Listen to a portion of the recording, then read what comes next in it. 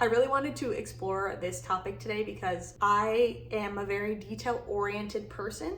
That includes in procedure and process, but also in detail. And yet, I have a hard time remembering the details of different things. Forgetting things is very human. I think that we forget how complex our brains are and how much processing of information and emotions and other things that a brain does on a daily basis, that a person is bound to forget things, period.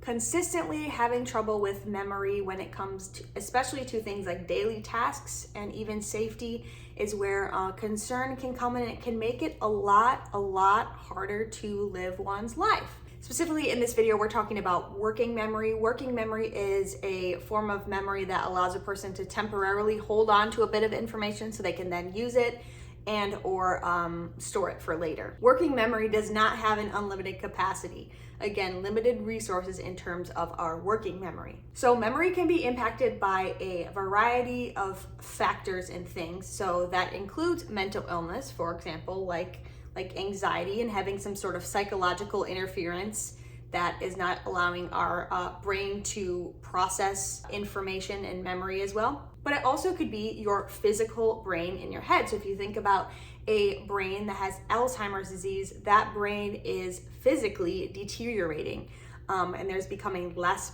brain mass. Particularly in Alzheimer's disease, it's the hippocampus that is impacted, at least in the first stages, and that really starts impacting memory. There are other things that will impact memory as well. For example, having ADHD. Additionally, the idea of multitasking or sort of switching context very often in someone's job can make it harder for our brains to process that information. So I want to focus on anxiety for a little bit in terms of what is actually happening if you are an anxious person and you're starting to notice that you don't remember things and you're having trouble with that. And then we'll get into some tools. So anxiety takes up a lot of energy and brain power. A bit of anxiety can actually help your working memory, but when there's too much anxiety, your brain is telling your body to produce too much cortisol. And so that is what's interfering with the memory process. Another trait that comes with anxiety is rumination. And rumination to me is when you just sort of get stuck on a thought and you can't get off of that thought. So if you think about having a conversation with someone, they're sharing information, other things, and then you go back to your desk, for example, and you start ruminating on one specific part of that conversation. What do you think are going to happen to those other details or information that were said in the conversation? They're probably not going to be held on very long in your working memory. Also, there are certain times when my brain is more prone to rumination, for example, when I'm sleepy, and when that happens, my memory is more likely to get compromised, but then also I get frustrated about not being able to remember, and the cycle will continue because then I'll be ruminating on how my memory is not serving me well. Regardless of whether you just have a lot going on in your brain and it's impacting your memory, or you live with ADHD, these tools are for you. The very first tool I have is around mindset, and it is truly just, are you being too hard on yourself? As I was coming up with this video idea and researching more about memory and mental illness, I was like, maybe I'm just being really hard on myself that I can't remember certain things very well. So it's possible I'm being too hard on myself, but I also want to validate the experiences that I've been having for a while, which is that when I have, for example, conversations at work and I don't immediately write them down or put them in notes or anything, I won't even remember a summary or an outcome of that conversation. So if I were to bring a problem to someone and say, I need help with this problem, what would you like me to do? I will walk away from that and I genuinely can't remember what was decided on. Part of that, I think, is actually ruminating in advance of having the conversation. And so now I can very clearly see all of the different options available to me. And now I don't know which one was chosen within the conversation with the other person. Additionally, I have a hard time recalling a summary of something. So for example, I was in a training a couple weeks ago. I was asked, how was this training? How did you feel about this training? And honestly, I have no formed thoughts about how that training went in my brain. Every time I'm asked something like that about something that had occurred, I have to reference my notes because I don't have a summary that's been processed in my mind about that thing.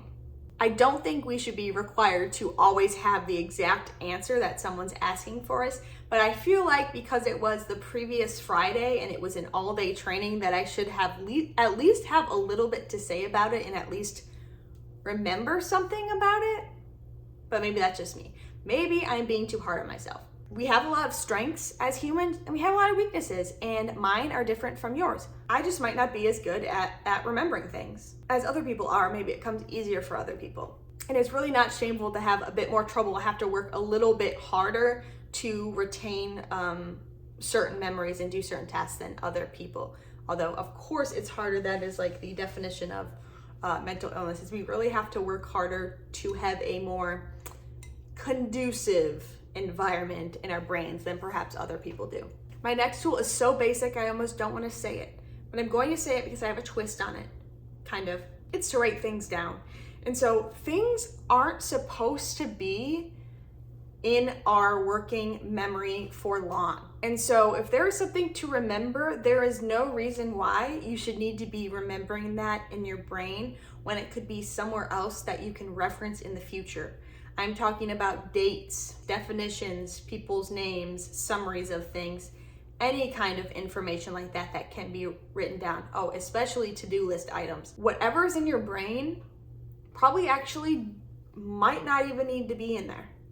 Let's actually get it down on paper because, again, the working memory capacity is limited. Our brains aren't designed to hold all of this information, especially in the world that we are in today. And for part of that, that's why we have tools at our disposal, like, I don't know, paper, like apps on our phone,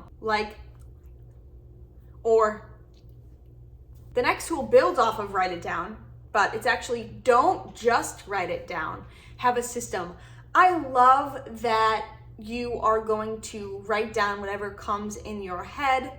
You've bought into my idea and you're going to write down whatever's in your head at any point in the day. You're just going to grab a napkin or grab whatever, a random new note in your phone or text to yourself. If you never go back and take that information and put it into a system or into a place where you'll actually be able to find it and retrieve it in the future, there was really no point in writing it down, because at this point you would also have to remember where you put it.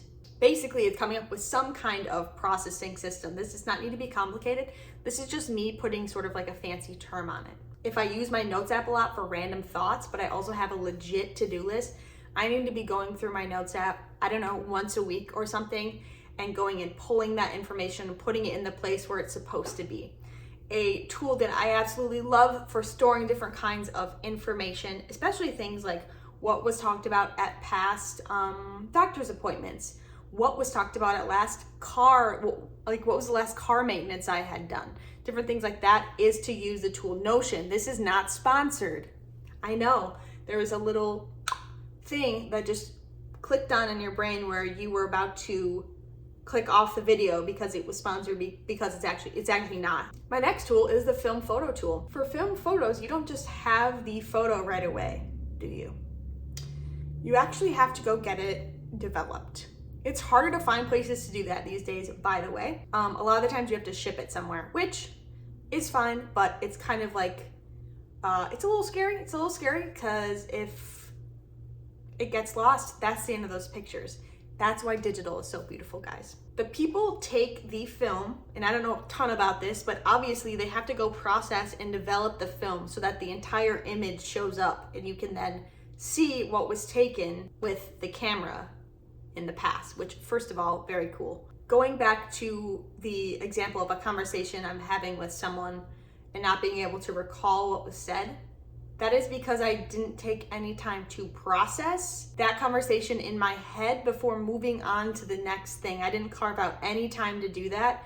I just assumed that I'd be able to remember that the next time I came, back to it and had to deal with that. And that is absolutely not an assumption I should be making, because it absolutely is not true. Memory goes through the 4 stages, right? It goes through receiving, encoding, storing, and then retrieving eventually. I received maybe in a way in one ear, right? I received it, but I never encoded it.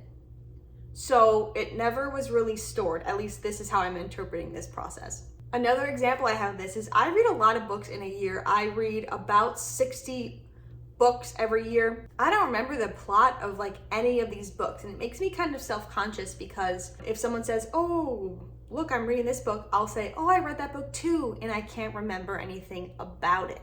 I just remember the vibes. Anyway, that is also because I haven't spent any time encoding or summarizing or deep processing any of that information. But also that if it's been so long, maybe you just wouldn't remember that. Something cool that exists for book lovers is a reading journal, and you can go ahead and at the end of a book, or even while you're reading a book, you can make notes and like actually synthesize the information or the plot or the characters that you are encountering. I hate to say it, but also journaling is a way to do this as well, to actually process the thing. Truly, I think my biggest takeaway from this video is I need to have processing time for some of these different things. I absolutely need to take 10 minutes post-conversation, post-meeting, to brain dump whatever just happened. I'm going to summarize the tools that we talked about today and hope that they stay in your memory. I feel like it's very fitting for this video. So the first tool we talked about was mindset. It's basically, are you being too hard on yourself? If you think you have memory problems and there are issues with you, you might also just be human, and forgetfulness is something that happens. At the same time, it's important to validate your experiences. Then we talked about writing things down, so getting it out of our brains, because our brains because we have other tools available to us, our brains do not need to keep that information at the forefront for us if we can just grab our phone and look at it. Essentially, our brains can be freed up for a bit more, critical or new or creative thinking. However, don't just write it down. Make sure that you actually have a little habit of actually putting that information that you wrote down somewhere where it's usable and can be found again in your life. And finally, give yourself some processing time. So sometimes you have to put on your I am a film strip hat and go to the processing center and let that develop, or you will not remember all of the details of the portrait. Thank you so much for watching this video. If you enjoyed, please subscribe to my channel. I'm trying to reach 500 subscribers by the end of June, which is this month, by the way. Thanks so much for watching and for your support, and I'll see you in my next video. Bye.